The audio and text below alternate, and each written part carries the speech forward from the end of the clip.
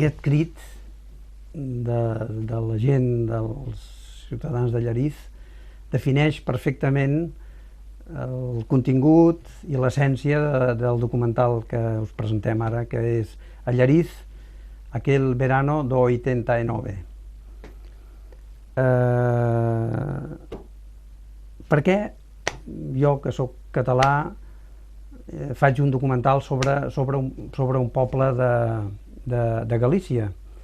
Bueno, a veure, jo sóc producte, per l'edat que tinc i per les circumstàncies que he viscut, sóc producte d'una època, del maig del 68, fem l'amor i no la guerra als hippies, de l'esclat de la democràcia després de la mort del dictador, en fi, allò que en diuen un progre, no? Llavors, esclar, un progre com jo, que li cau a les mans aquesta història, per circumstàncies familiars, de coneixements, total, que em cau a les mans aquesta història i m'entusiasmo, i penso, hòstia, és que és bonic això, no? Poder que el crit aquest, o povo unido jamás será vencido, deixi de ser una utopia o un tòpic o una frase quasi teatral per convertir-se en realitat.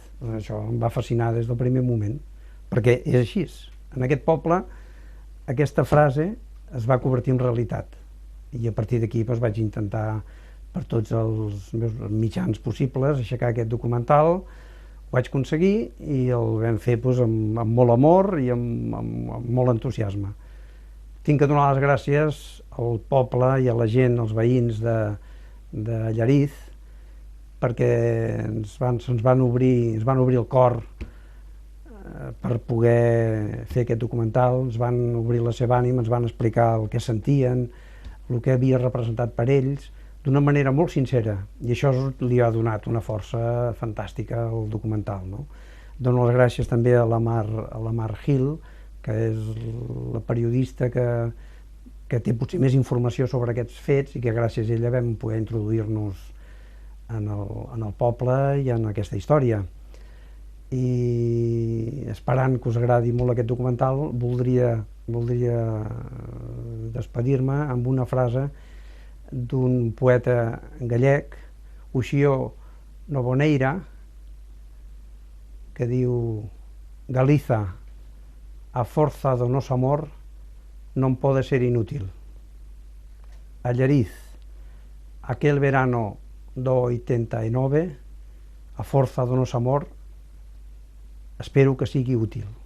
Gràcies i que us agradi.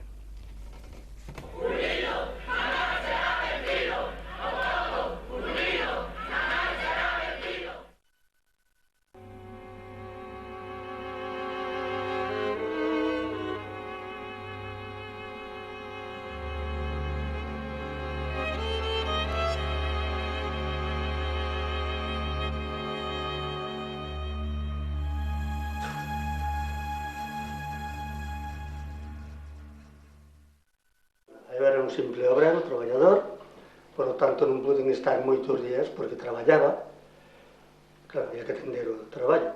Eu de política, nada de nada, un simple obrero, e os abusos que se vían obligábante a que tú tiñas que vir reclamar os dereitos como outro cualquier cidadano. Recordo que estuve aquí na Casa do Concello as 24 horas do día, por tanto non pude viaxar, pero posiblemente naquelas horas en que se relaxaba a tensión, viaxei pois imaginariamente no acorazado Potemkin, inda que nos, a diferencia dos revolucionarios rusos, non afundimos o barco, senón que o reflotamos. Entonces, todos aí estábamos todos tan tristes, ver subir o eulogio, aquela mesa, que casi non daba subido porque estaba moi enfermo xa. E entonces subiu a mesa, nos pediu que estuéramos tranquilos, moi tranquilos, que seguíramos unidos, como habíamos estado hasta o momento, que tiñamos que seguir loitando, e que non o pedía ele, que xusto un das persoas que estaba na cárcel era o seu fillo. Ata ese momento, en Llariz, e me atrevo a decir que en Galiza, pois todo o que era loitar e traballar pois por a democracia, por a liberdade, polo progreso, por a identidade de Galiza, estaba asociada ao fracaso, porque en realidad só puderamos colleitar derrotas.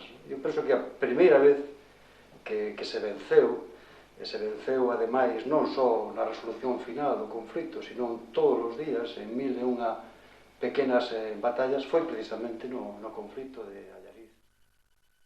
Da hoxe, cando vas pola calle, cando ves unha casa rehabilitada, cando ves un premio que lle dan ao pueblo, ves que mereceu a pena todo aquilo e que, bueno, que é unha satisfacción personal que forma parte da miña vida con, vamos, unha das cousas máis importantes que me pasaron na miña vida, por suposto.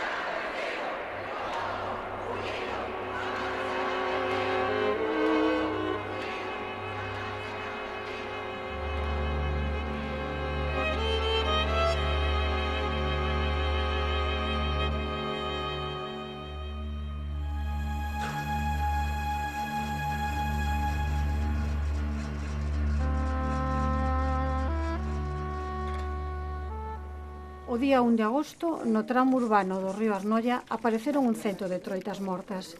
10 días despois, dúcias de veciños pechábanse na casa do Concello e iniciaban con ese xesto unha ocupación que duraría máis de 3 meses. A contaminación do río e a negativa do alcalde, que daquela era Leopoldo Pérez Camba, a convocar unha sesión plenaria que a legislación lle obrigaba a celebrar, foron os detonantes de aqueles feitos. Dende o punto de vista xornalístico, dende a perspectiva do interese xeral, aquel peche veciñal reunía uns trazos que lle outorgan un certo carácter que podíamos chamar universal, porque puxo en evidencia lagoas legislativas ante situacións de abuso de poder. Penso que o que sucedeu en Allariz no ano 1989 foi unha revolta popular en toda regra. Foi unha revolta que ergueu unha bandeira, a bandeira da loita contra o caciquismo, da loita contra a inoperancia política. Foi unha loita pola supervivencia e pola dignidade dun pobo. A primeira bomba que se botaba, claro, era para reunir a xente toda. Era a señal de que tiñamos a xente convocada aquí, porque cando viña unha carga e tal e cual, pois para xuntar a xente. Nada máis a xente, os veciños, nada máis sentir a bomba, estaban xa aquí na plaza do Concello.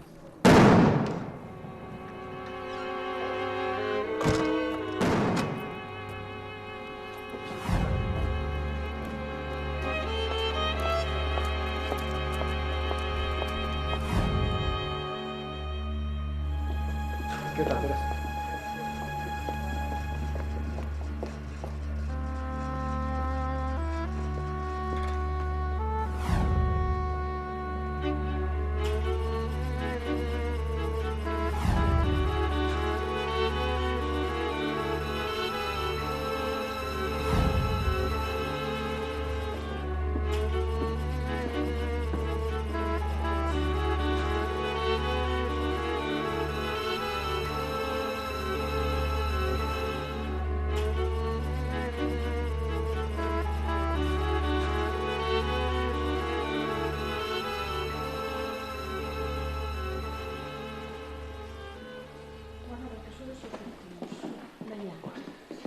Moi boas. Cual era a situación, o contexto no que aparecen esas troitas mortas? Como se vivía no Concello? Como era o ambiente? En que aquilo foi unha cousa espontánea, pero non casual. Tiña unhas razóns que iban máis alá das famosas troitas que foron a gota que desbordou o vaso. Non había pistas, non había agua potable, non tiñamos alumbrado, resumidas que non tiñamos nada. O que era certo, había un abandono total nas aldeas e, bueno, pues, o que dice o Quín, por algún sitio tiña que saltar, non? No ano 83 sufriuse un proceso de deterioro político moi grande en Allariz, con un concello que non funcionaba, cunha corporación municipal, cun grupo de goberno dividido. Eu creo que eso foi todo fraguando un estado de opinión. Acordamos entre todos que salira o José Luís, alcalde, e logo despois, xa as cousas se puxeron así un pouco encontradas, que se quería entrar o Leopoldo de alcalde, que o querían poñer a él, que, bueno, a min non me gustaba esa persona como que fora o alcalde de Allariz. Sabía que había unhas cousiñas que se fan mal, que se poden facer, porque todo o mundo as fai, non é mal no mundo doxe, todo o mundo fai as cousiñas, pero saben facelas, xa fanse dunha forma que tampouco estamos falando aquí de que isto sea un Marbella, non? Que Allariz era unha cousiña insignificante, pero bueno, era suficiente como para que alguén collera esa situación e fixera frente contra nós con ela. Antes era unha vergonza vivir en Allariz. Bueno, non era unha vergonza, non iba a ser unha vergonza vivir en Allariz. Era, Rosa, era. Parecía que tiñamos as calles estradas con esterco, Concho. E vin que uns rapaces novos que tiñan ganas de traballar.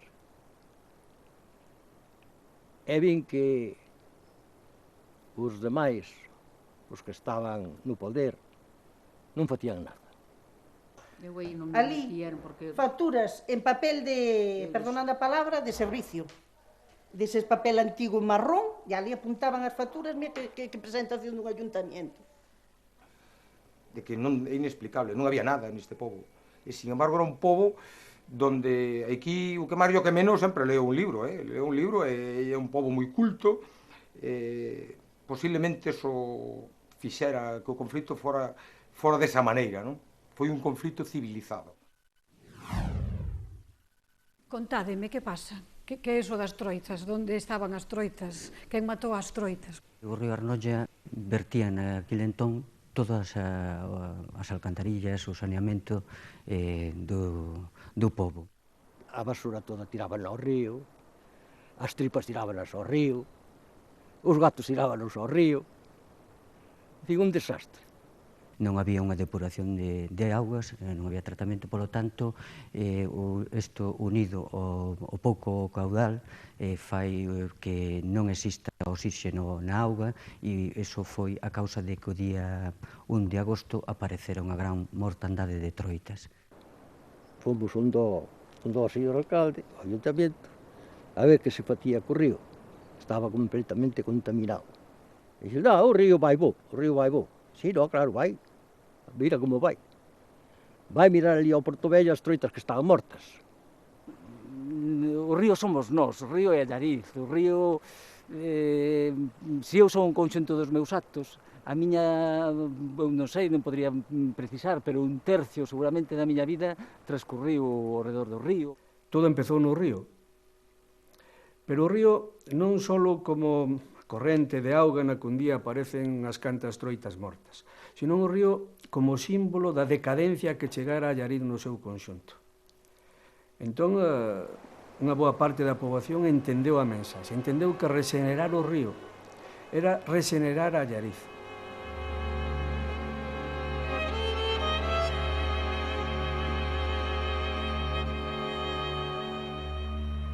E a partir de aí convocamos unha asamblea de veciños para o día 4 de agosto que se celebrou nos baixos da Casa do Concello. Naquela asamblea se acordou solicitar de todos os membros da corporación a convocatoria dun pleno para tratar o problema da contaminación do río. El alcalde cumple con toda la legalidad vigente. Al alcalde se le dice que tiene el plazo de 4 días para convocar o desconvocar. Como todos los asuntos que ellos pedían del río y todo eso se había tratado en el pleno hacía cuestión de 2 meses, no procede volver sobre las andadas. Por simplemente que se basou un pouquiño o tema na cabezonada naquele momento de Pérez Camba, de non convocar ese pleno. Se estás advertindo que podía traer isto un altercado no pueblo, hai que escoitar tamén os compañeros. Claro, si el alcalde se niega a convocar ese pleno, lo que hubiera sido una salida razonable a lo que después fue un conflicto, se evita, porque después lo que hacen son las posiciones son cada vez más encontradas. Hay ámbito legal para que se convoque el pleno y no se convoca, y después hay una presencia o una toma, como se quiera llamar, del ayuntamiento por parte de representantes municipales, vecinales y los ciudadanos de Allariz. Eso foi unha revolución, con todas as palabras, unha revolución pacífica, unha revolución que se pode comparar históricamente ca do maio do 68, non foi unha revolución de loita de clases, aquí non foi unha guerra dunha clase contra outra, foi unha guerra de supervivencia. Foi un movimento con un carácter interxeracional. Ao lado noso había moita xente moza, non? Con esa ansia e ese entusiasmo que pon a xente moza cando algo realmente lle interesa. Pero tamén ao lado noso estaban os que poderan ser os nosos avós, non? Xente que sempre nos facía unha especie de entorno e que estaba pendiente de todo o canto acontecía e que lle daba un carácter, eu creo que incluso tenro a todo o movimento, non? Porque, bueno, eu non era de Allariz, eu viña de outros povos, levaba un ano vivindo en Allariz, e me impresionou moitísimo como se involucrou todo o mundo en este problema, en este conflito. Sobre todo, o que máis me impresionou foi a xente maior. Xente maior que con unha ideoloxía franquista, unha ideoloxía de dereitas de toda a vida.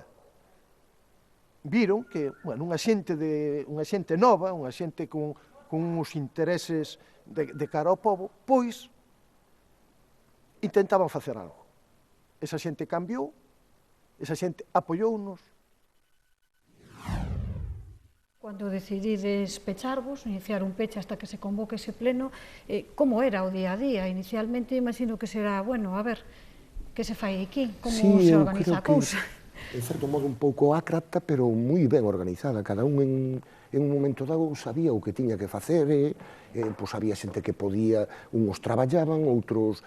Eu, por exemplo, pasaba aquí moito tempo porque tiña un traballo cómodo que non me apuraba, entonces, claro, estaba aquí moito máis, cada un viña cando podía. Aos 3 días, cando a xente podía empezar a flaquear, porque isto empezou para acabarse pronto, pois eu me acordo que o alcalde saía cunhas declaracións nos periódicos insultando a todo o mundo. Bueno, iso xa foi motivo para que a xente se pensaba abandonar, se dixo, ahora nin de broma. Y así otro día, y otro, y otro, y otro. A los nacionalistas, el río Arnoya le importa un bledo. Así de clarito. No se han preocupado hasta hoy porque no tienen por dónde patalearla. Y entonces, lo que le decía antes, que los peces seguirán muriendo. Pero soy más zorro que ellos, bastante más, para dejarme pillar por ahí. Sabes o que tiña o aspecto do Leopoldo? Incitaba a xente. O aspecto dele era como quen, planto-me aquí, e paso de diante, incitaba a xente a que lle tocara ou que insultara. Porque ele tiña un temperamento, era así, a maneira de ser dil. Era zorro. Sí, raposo. Ser zorro. A xente, cando saliu Leopoldo Pérez Camba de alcalde, era, ai, sabes o que pasou? Xa sabes que saliu Leopoldo? Tiñan medo, o sea, que era medo real. A mí me impresionaba aquelo e me decía, Dios mío, pero que será un dictador. Cando vexaba do ayuntamiento, estaba ali a un lado, porque somos veciños. A madre dele era veciña meu, le tocaba un pouco na familia, a Camba. E só lle dixen, por favor, dimite e deixa o pueblo tranquilo, que tú non vales para arreglar. Como non había maneira... O mandar é moi bonito. Non sei, eu digo que sí, claro, eso, aí era verdad. É que lle cobizaba estar no ayuntamiento, entón non soltaban. Tú que pensas? É como a vaquiña, cando dá leite, agarran, e cando non, pois este pasaba yo mismo. Nos primeiros días tiñamos adoptado a resolución de que os funcionarios non se lle iba permitir o paso ao Concello, é dicir, a vida municipal iba a estar paralizada, pero cando nos dimos conta que o conflito iba para largo, pois pensamos que o máis correcto era o contrario, que o Concello tiña que seguir funcionando con toda a normalidade. A asamblea de veciños convocaban ao pueblo, o pueblo era ali, discutían esas cousas que había que discutir, hai que facer isto, a ver se vos parece ben, se non vos parece ben. Actuábamos de xeito cívico e pacífico, pero con moita firmeza, non? E iso creo que repetimos miles de veces, e esa era a realidade, porque era unha asamblea que non salía á rúa a tirar contenedores, bueno, non o sabía daquela, ni siquiera había contenedores, non? Nin recollida de lixo, pero non salía á rúa a romper escaparates, nin... Ao contrario, salía á rúa a barrer as rúas, a pintar as vallas que estaban sin pintar, era de algún xeito... A asamblea é a que lle daba normalidade política e administrativa ao Concello e a vida municipal, non? Entón teño unha imaxe tamén de estar toda a xente que estaba no Concello limpando... Con vasoiras de conxestas, limpando, barrendo a plaza, que había que barrelos, non? Era un acto simbólico como quen había que barrer do Concello de Allariz a quen non servía, non? A asamblea pide que o alcalde cumpla a lei e que convoque o pleno. O alcalde se nega e a contestación da asamblea é, aquí neste mesmo salón, convocar actos culturais de protesta. E aquí hubo unha conferencia do Padre Santos, que é un cura que está aquí nas misións, sobre os indios Yanomamis. E houve unha conferencia tamén sobre normalización lingüística. O primeiro mes de estarmos no ayuntamiento, houve unha festa. Puxeron unhas mesas na plaza, isto por a tarde, unha tarde.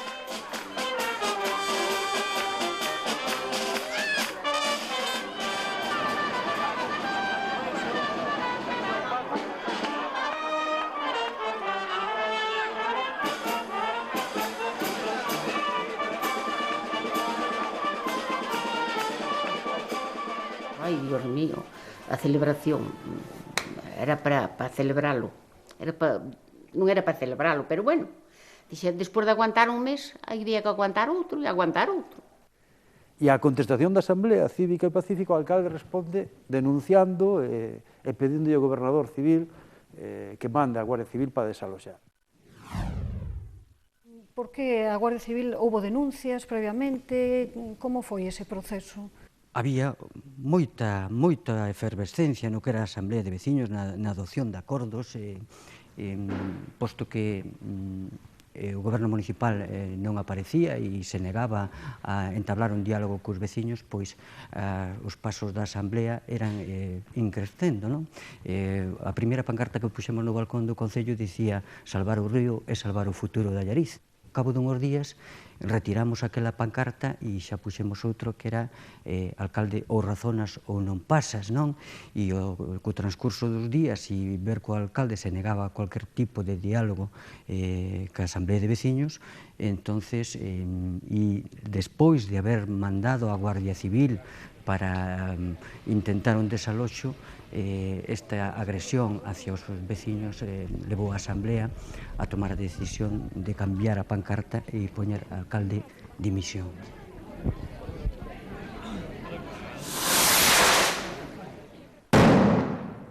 Cando había algún problema, botaban 3 bombas, entonces a xente xa sabía que tiña que acercarse ao Concello.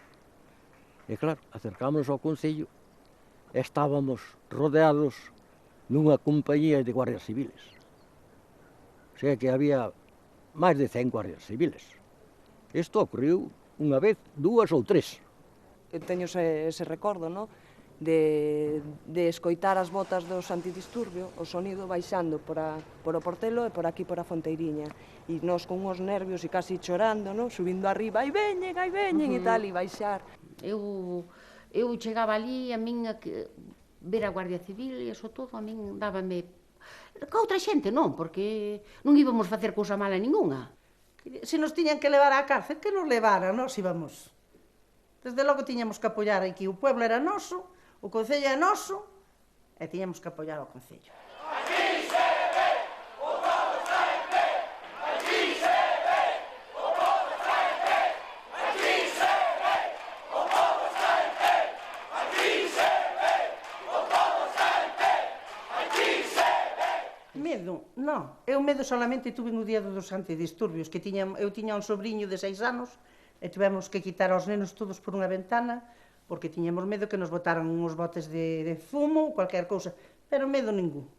E viñan os desalojos, pois me tocaba vivilo arriba, no salón de actos, e estaba pois con todas as señoras maiores. E, bueno, ali arriesgaban incluso pois a saúde, porque podían levar golpes, estábamos todos aglomerados, e estaban, bueno, pois chorando. Era impresionante, verdad? A mí me impresionou moitísimo. A Guardia Civil viña a ver se collíamos medo e se nos botábamos para fora. Pero como iso non ocurría, desistían e marchaban. Eu supoño que o gobernador civil non lle daba orden de desaloxo.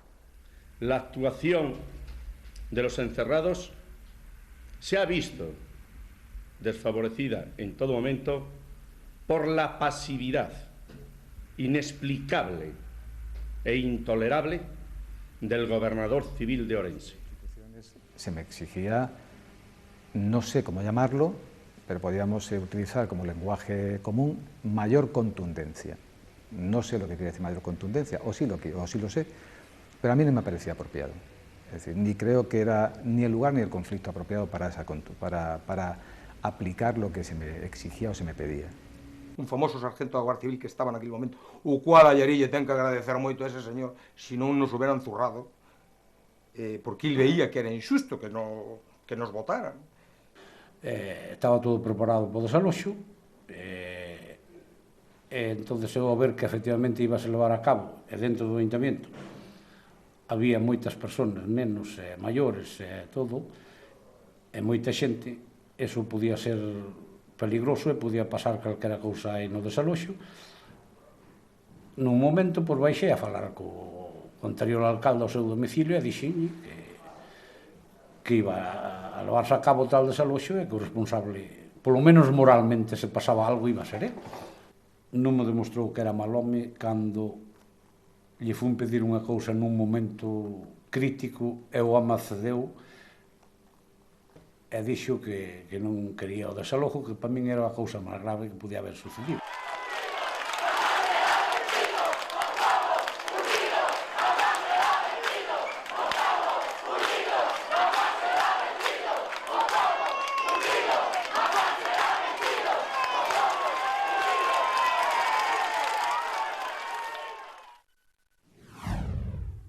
Que pasou o 8 de novembro, non? Falando de guardias civis, de visitas do alcalde e tal, ese día que aparece, que foi despois, bueno, referencia, non? Na historia tamén, non? O día 8 de novembro foi o día en que o alcalde veu aquí o Concello e foi desaloxado o seu despacho, non? Eso é unha realidade. Vamos a ver un pacto, Tú firmas as nóminas, damos 10 minutos ou 15 minutos, estás tú solo. Pero logo basta, entendes? Sí, de claro. Así de claro. ¿Qué pasa, marchar, Valero? A ver. Sí, non voy a sacar, entendes? Exactamente algo así. Un cuarto de hora, dache tempo a firmar a este caballero. A ese caballero, un cuarto de hora, faiche falta para... Non deixen de payasadas, hombre, fai un favor de firmar as nóminas. Deixamos 10 minutos ou un cuarto de hora. No pueden pasar, ¿eh?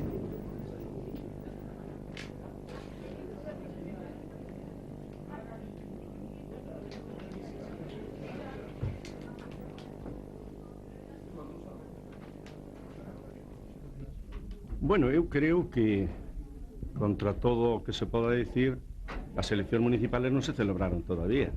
Logo eu sigo sendo alcalde, vamos. Eso non ten lugar a duda. Los vecinos le daban un plazo de 15 minutos. ¿Qué piensa hacer usted? ¡Fuera! ¡Fuera!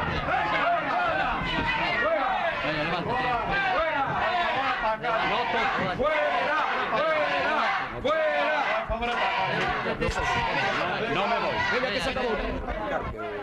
Imaginadevos a situación cuando un pobo inteiro, Fuenteovejuna, había ali centos de persoas, entra este señor firmar e de repente, cando ti levas 80 ou 90, 100 días ali pechado, sufrindo, chorando, frío, a punto de que nos pegaran, e de repente que diga este tipo que dixo que yo daqui non me muevo.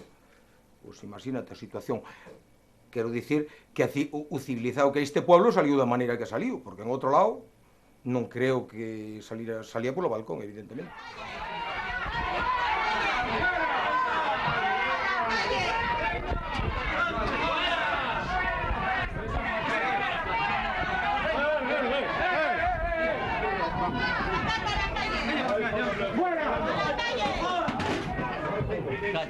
Quieto.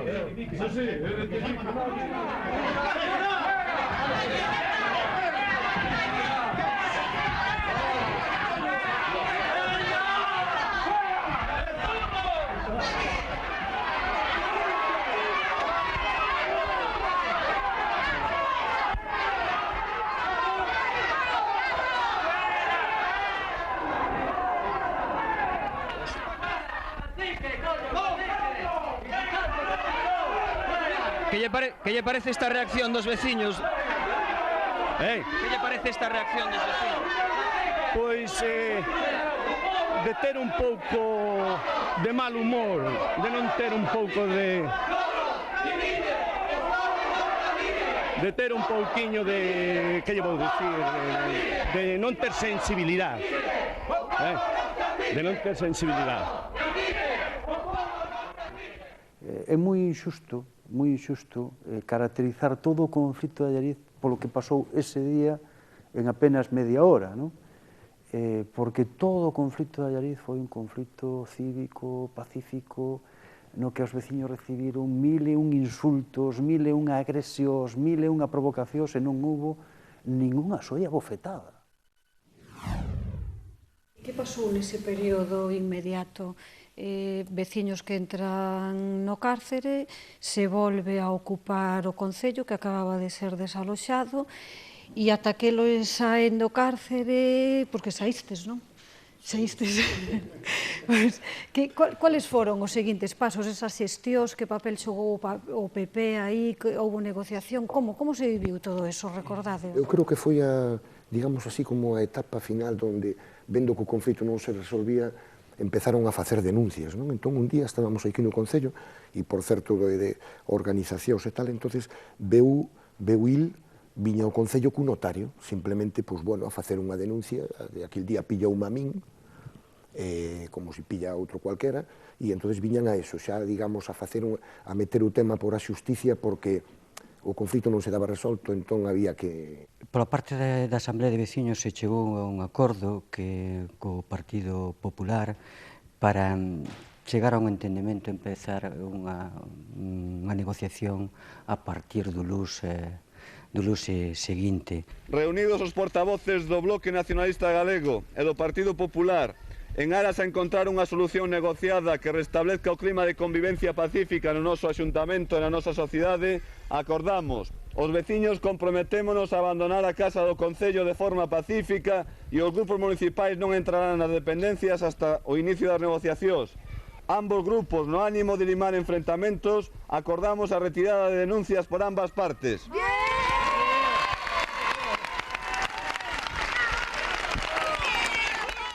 Quiero manifestar que una vez que se restablezca el normal funcionamiento de la vida municipal, no adoptaré, y esto queda muy claro, ninguna postura de revanchismo político, a pesar de que dicen que sí soy revanchista. Pero ás 3 da tarde, pois, de Ourense chegou a noticia de que non habían cumplido o pactado, non habían retirado as denuncias e que a xuíz había ordenado prisión para 5 veciños.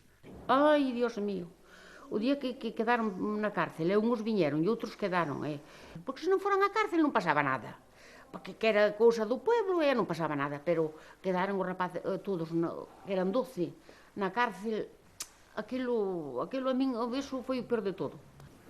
E eu no momento de coñecela ali mesmo no xudgado, o que se me veu á cabeza era que se iba a provocar unha situación en Allariz moi difícil de controlar e de xestionar. Que fora hasta ese momento un proceso cívico e pacífico iba a ser moi difícil, moi difícil, cando se coñecera aquí, que se pudera levar polo mesmo camiño. E chegou un recado que un irmão, me parece que fora, un irmão pequeno, que, bueno, que se había metido na cárcel, entón o pai do Quín levantouse como un resorte, o logo igual, saímos todos a correr pola carretera para baixo e empezar a fazer cousas. Un que quería un escopeta, outro que non sei que, un rollo deste tipo, non? Entón foi... Un pai dun, Eulogio, tiña un fillo na cadea, e ese home estaba enfermo de cáncer, dun cáncer terminal que todo o mundo sabíamos. E il foi o que pediu clemencia para que non houbera nada, porque ali só se quería justicia, se quería ir buscar os concelleiros naquele momento, porque había encarcelados, había primos na cárcel, irmáns na cárcel, había fillos, había pais na cadea. E aquí o home se subiu á mesa e foi o único que foi capaz de parar aquela masa para que non houbera violencia. Isto foi unha masa de xente increíble. Non había unha palabra, nos mirábamos todos e non falaba nadie. Recibimos, pois, con silencio unha cousa. Chorábamos todos. Bueno, xa... Todos chorábamos. Pero por que os meten presos? Que fixeron? Non estamos a falar dunha asamblea de traballadores dunha gran factoría industrial con experiencia sindical. Non, estamos a falar dunha asamblea de veciños na que a media de edad, pois, a mellor era de 60 anos, moita xente maior, xente que se movía era porque quería que o seu povo funcionara e que non podía entender como se podía meter na cárcel a xente por querer eso, non? A partir dese momento, tuvemos clarísimo que habíamos ganado esta batalla. Esta batalla, e habíamos ganado a guerra. É dicir, a guerra estaba a punto de rematarse ca nosa victoria total.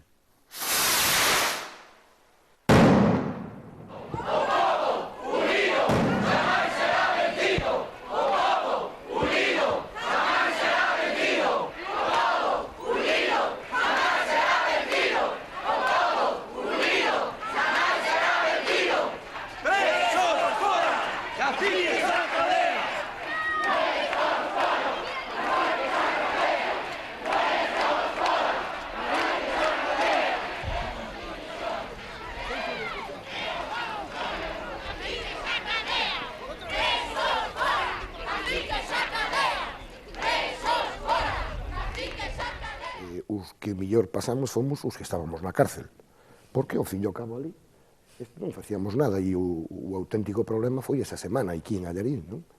Cando estábamos aí, que estaban lendo a carta, non? Que se leía a carta que mandaban desde prisión, eu recordo ese momento, non? Que eu creo que a mitad da xente que estaba na plaza chorando, eso é verdade. Estimados veciños de Allariz, son aqueles que non poseen razóns senón únicamente intereses personais os que torpedean e manchacan calquera intento de arreglo pacífico. Pensaban estúpidamente que encerrándonos a unha parte insignificante deste magnífico pobo iban a romper a súa moral. Non o conseguirán. Non hai muro que nos separe dos nosos veciños, nin hai caciques suficientes en todo o mundo para pagar a loita do pobo de Allariz. Firmado Locho, Miro, Ángel, Kiko e Quín.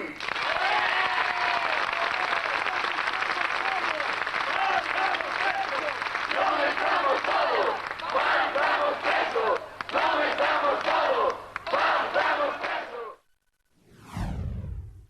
Outra dos momentos moi emotivos é cando eles salen da cadea, eu non sei como vou explicar, pero se van recibir 5 kilómetros arriba, algún día son pobo 4 ou 5 kilómetros de Allariz, ali se lles espera xa con bombas, e todo o recorrido, centos e centos de coches, e miles de persoas, bailando, e bombas, se acabaron os globos da provincia, se recibiu como auténticos héroes. Eso foi un momento tamén moi emotivo, moi emotivo, moi emotivo. Cando saliron da cárcel, a alegría máis grande. Eu creo que de todo o couso, porque o outro pasa.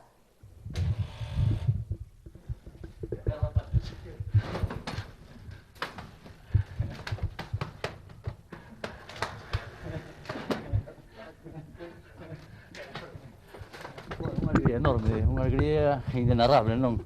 Eso, ademais, esperando como está esperando todo un pobo que está aí detrás nosa e que é o verdadeiro, bueno, artífice de todo isto. Bueno, non hai palabras para dicir ese pobo luchador, ese pobo que estuvo sempre apoiándonos en todo o momento e que non hai barreiras que podan parar un pobo cando loita por unha causa xusta como é esta causa. Supoño que nestes días, bastantes días, reflexionaríades sobre moitas cousas, non? Bueno, dache para todo, dache para maquinar todo eso. Bueno, con dicir que, imaginadevos que ninguna noite, eu polo menos, e os meus compañeros supoño que igual, pois podemos dormir, sempre pensando, bueno, que había todo por aquí. Neste momento que salides da cadea, sentidevos culpables de algo? Non, penso que nunca nos sentimos en ningún momento culpable. Home, acatamos a decisión da xuez, pero non a compartimos, non? Eu penso que é unha causa xusta, vou reiterar o que dixen antes, non? De momentos, pois, bueno, cando hai todo un pobo por detrás, non penso, bueno, cando se lucha por a libertad, por a democracia, etcétera, etcétera, pois, bueno, tenes que perdonar, pero...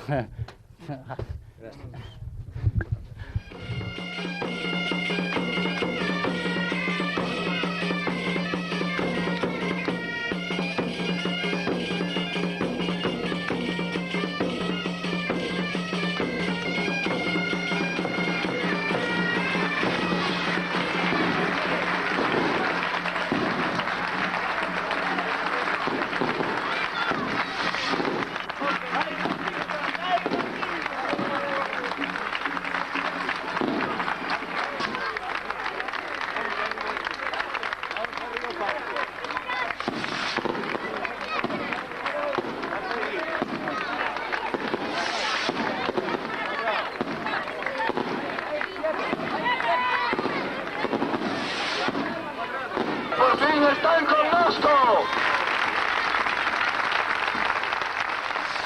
A pena estar estes días na cárcel. Mereceu porque, ao fin, conseguimos o que buscábamos. Gracias porque a partir de agora, cando a un lle pregunten de que pueblo é, podrá dicir con todo orgullo do mundo, son de Allariz.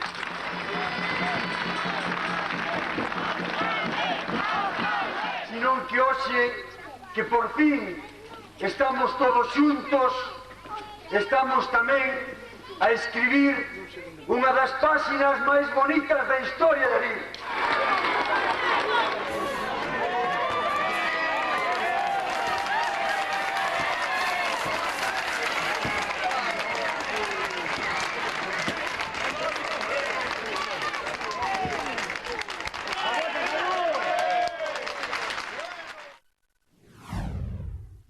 Cando dimitiron o alcalde e o equipo de goberno, como a valorastes, como a vivistes? Parte da dirección do BNG se puxo en contacto coa dirección do Partido Popular Provincial para comunicarlle de que a solución única que podía ter o conflito a partir dese acontecemento da prisión era que o alcalde dimitise, que a alcaldía permanecese no Partido Popular, pero que nombrase a cualquier outro compañeiro, pero que o alcalde tiña que dimitir.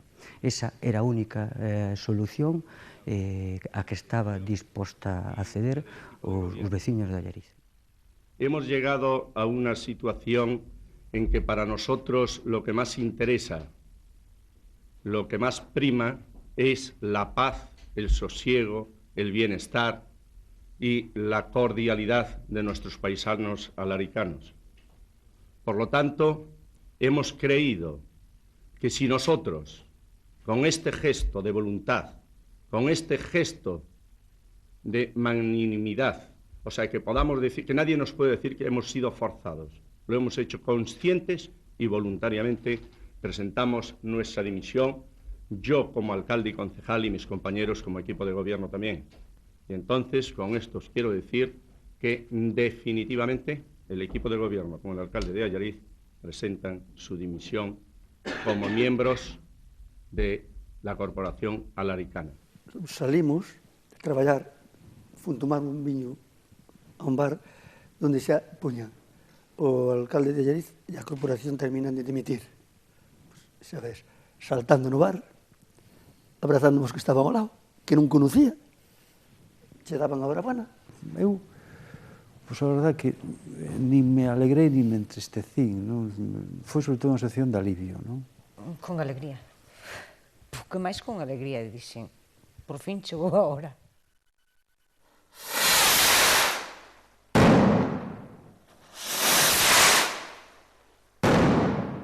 Eu creo que Allariz non é nin mellor nin peor que outro pueblo, pero o propio conflito nos valeu a nós tamén para socializarnos entre nós. Creo que fixo que eu creo que se sigue reflexando hoxe co apoio que sigue tendo, que seguimos tendo, porque, bueno, fixo que nos socializáramos máis, digamos.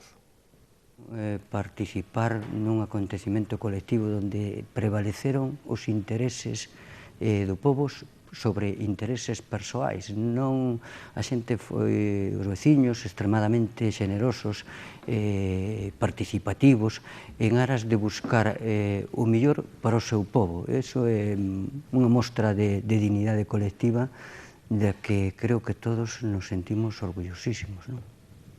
Como dice Moncho, pasaras, o sea, estares aí e todo o mundo tan solidario, todo o mundo mirando por o ben do povo realmente, porque nadie se preocupaba, porque se en algún momento quixeras preocuparte máis de ti, ao mellor non houberas estado en algúns dos momentos que foron duros. E como se pensaba máis, penso que no interés do conxunto do vecindario, do pueblo en xeral, penso que iso que foi importante. Eu creo que foi un triunfo da política con letras mayúsculas. Estamos moi acostumados a que a política sexa un xogo sucio de acordos innombrables, de opacidade, de pactos extraños. Aquí foi o triunfo da limpeza. Queremos isto, reivindicamos isto, é xusto, e estamos dispostos, como decía Teresa, a abandonar a nosa vida persoal, a deixar moitas cousas que podíamos estar ocupados por este interés xeral que creemos supremo e superior a todos nós.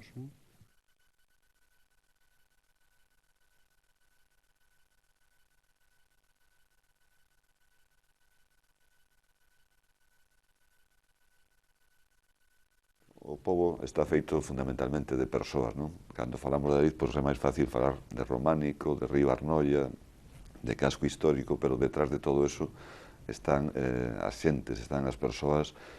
Foi posible empezar a cambiar a mentalidade dos veciños de que o mellor alcalde era o pobo, de que non podíamos seguir tendo frente da institución municipal a persoas que pensaban que o Concello só eran eles, que a participación popular non tiña campo ningún para poder expresarse, e, por lo tanto, esta regeneración democrática era unha das primeiras cuestións que queríamos conseguir.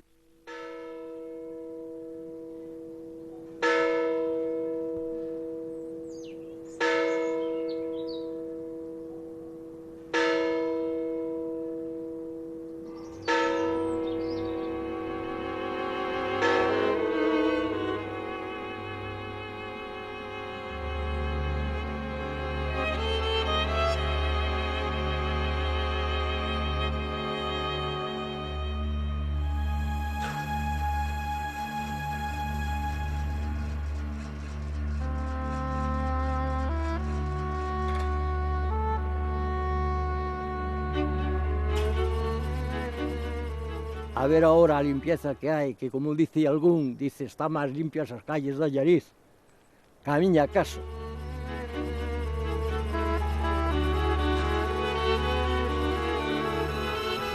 Cambio moito, pero desde logo para mí, a millor o meu pueblo vai para arriba. Hai máis alegría, miran por os vellos, miran por os nenos. Para min foi un cambio radical o que pasou no conflito. E se hoxe houbera outra vez, houbera que facelo, houbera ido outra vez.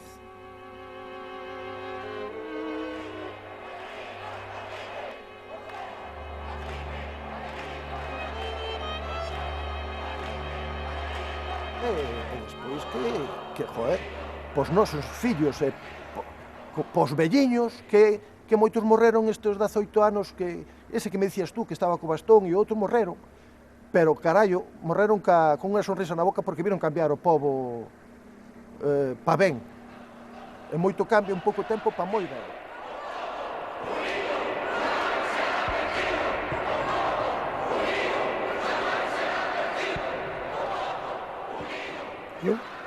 Eu son un analfabeto, mas comprendo eso. É un orgullo de ser de Allariz.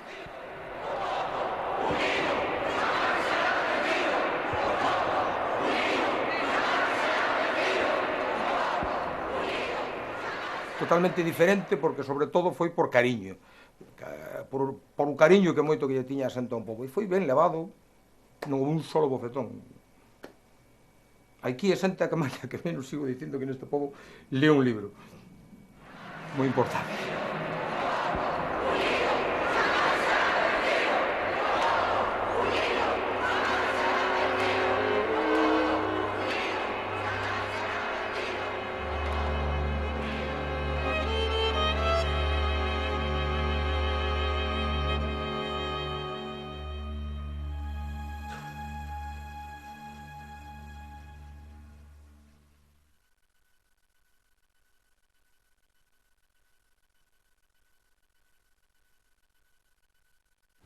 Que un poeta galego, Xío Noveneira, decía: Galiza, a forza do noso amor non pode ser inútil. En Allariz demostrouse que a forza do noso amor non foi inútil.